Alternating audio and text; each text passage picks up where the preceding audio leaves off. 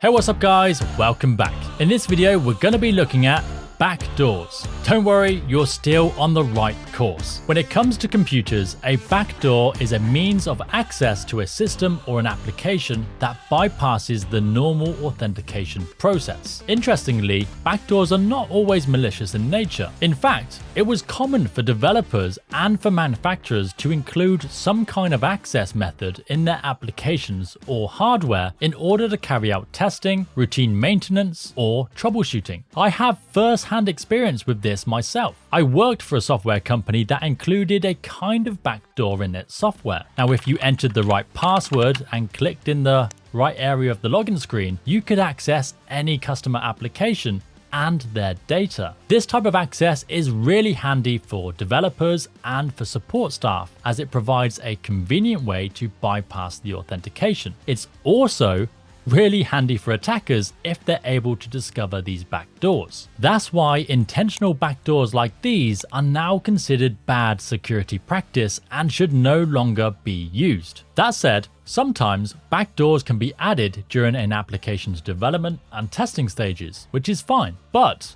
sometimes these are never actually removed when they put it into production. This creates an unintentional backdoor that attackers can use if they discover it. Now, as well as ethical concerns, adding backdoors may also have compliance consequences as well. If data is not correctly secured by an organization and an attacker is able to access it through either an intentional or unintentional backdoor, this could lead to significant fines for non-compliance. Now, aside from the well-intentioned backdoors added by developers and manufacturers, there are also malicious backdoors that are added by attackers to gain access to systems. One way attackers add backdoors is by using Trojan malware. We have already looked at Trojans, so we know that a Trojan is a piece of malware that pretends to be something legitimate. You can be infected by a Trojan from things like email attachments and downloadable files. Trojans can do several things, such as stealing data and spying on your activity. They can also install backdoors, which attackers can then use for additional cyber attacks. Legitimate software can also be the cause of backdoors. This could be due to a vulnerability in the application that allows an attacker to gain access to the system. Sometimes,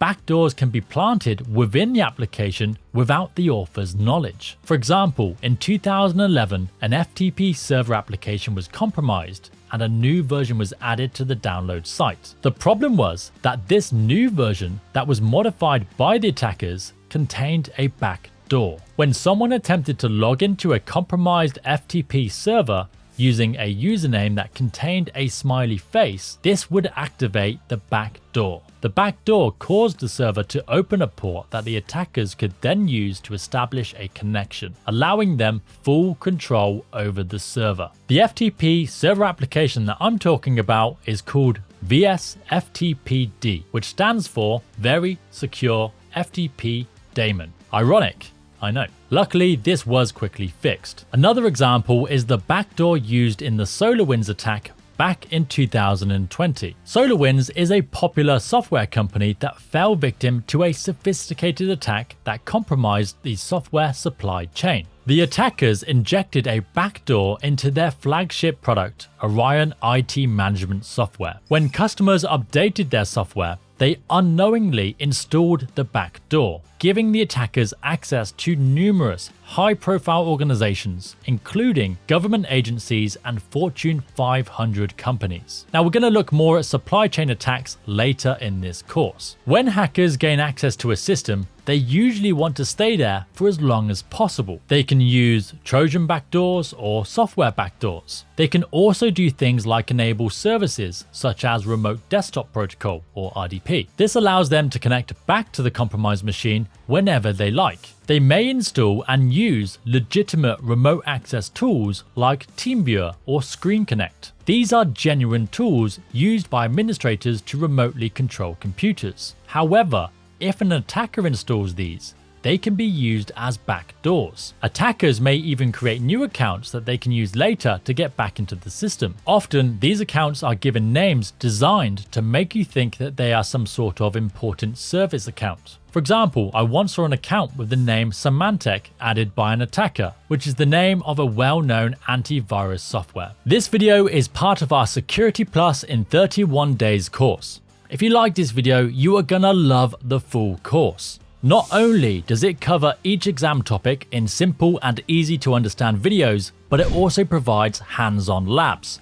These labs guide you through practical tasks like creating Trojans, cracking passwords, and sending your own phishing emails, giving you real-world experience and making your studies that much more engaging and effective. It doesn't stop there though. You also get a copy of our Security Plus in 31 Days ebook, which follows the course and covers each topic. You'll also get access to helpful downloads to support your learning, a private community where you can connect with fellow learners, and exclusive discounts. It really is the complete package to guide you through your Security Plus journey.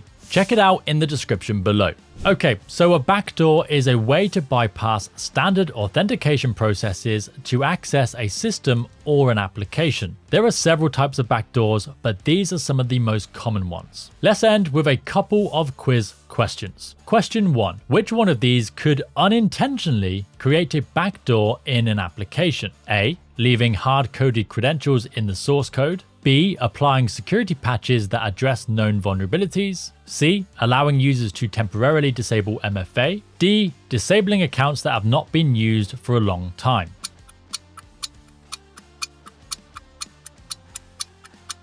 The answer is A. Leaving hard-coded credentials in the source code can unintentionally create a backdoor, as it allows someone to bypass authentication if those credentials are discovered. Last question. You discover an unfamiliar remote access tool running on a user's machine, and neither you nor the user recognizes it. What could this indicate? A. The user has installed a legitimate application that includes remote access features. B. An attacker may have installed the tool as a backdoor to gain unauthorized access. C.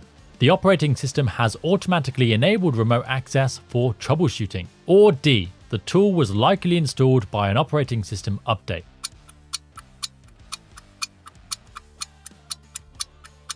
The answer is B. An unfamiliar remote access tool can indicate that an attacker has installed it as a backdoor. An unfamiliar remote access tool can indicate that an attacker may have installed it as a backdoor to access the system without the authorization of the user. If you liked this video, don't forget to give it a thumbs up, leave a comment, and subscribe. The support from you guys really helps this channel grow. Other than that, thank you for watching.